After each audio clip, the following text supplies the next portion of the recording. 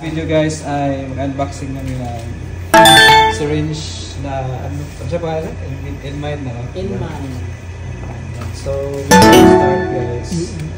Saksak din siya. Wala yung mag-matter siya kung ano na volts or 220 rin siya. 220 rin siya. So, next. So, this is in mind sir. Ang yung model is ANS7. So, in mind. Hanggang. So, this is the power on button. So, long press lang na to if ato siya ngayon.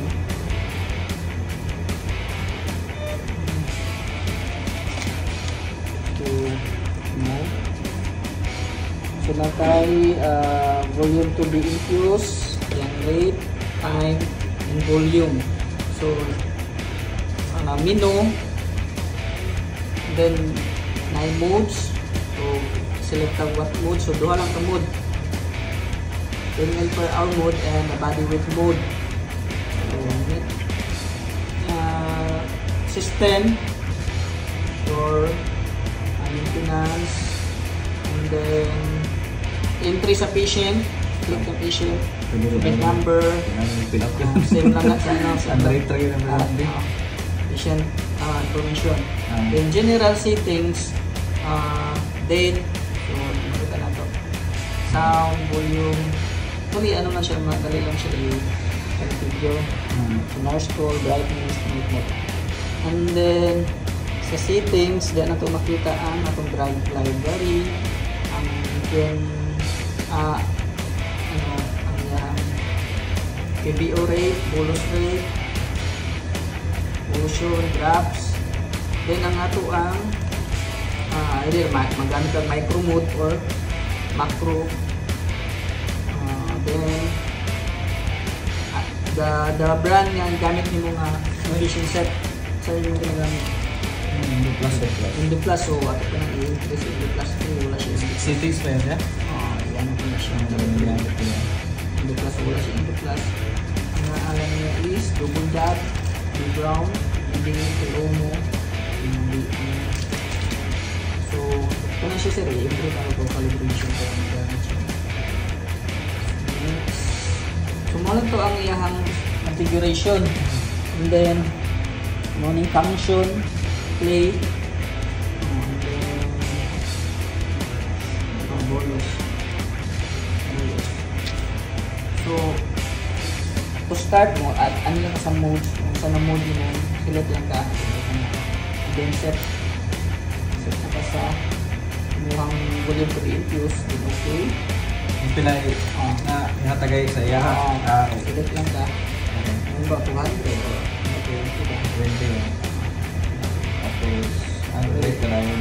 Ito, 100 lang.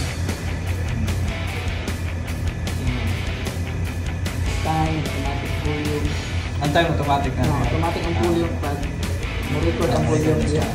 So, purge, pag itong ito na yung nababos na so, pag insert sa syringe, pwede nyo natin sir?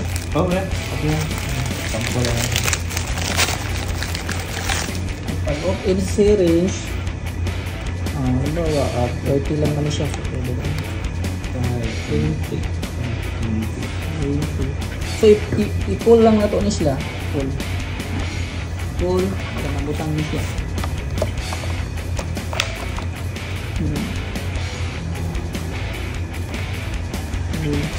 And then, kini siya, press lang na to para mo ha. Mag-hold siya. Mag-adjust. Oo.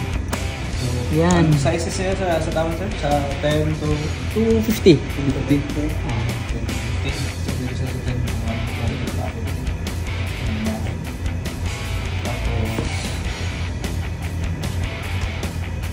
Wala man ta, wala pa man ang pwede siya na-register. Halimbawa, nag-register. Mas luya ang kontuto na one. Andre na to ang katong sa infusion set mo. Ito sa ano pala. Pag start mo, mahatag ka na siya. So automatic man niya i-detect ko. Dili niya ma-detect pa kaya pa man siya na-register niya. Automatic na niya i-kuha. Bali play na lang din sa oo. Nga na lang setup niya.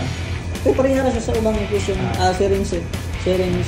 Wala ko may diri ato tayo kay bulong na dito taas. Wala may. Dili man First Mary, time. barehara. First time na wala na yan.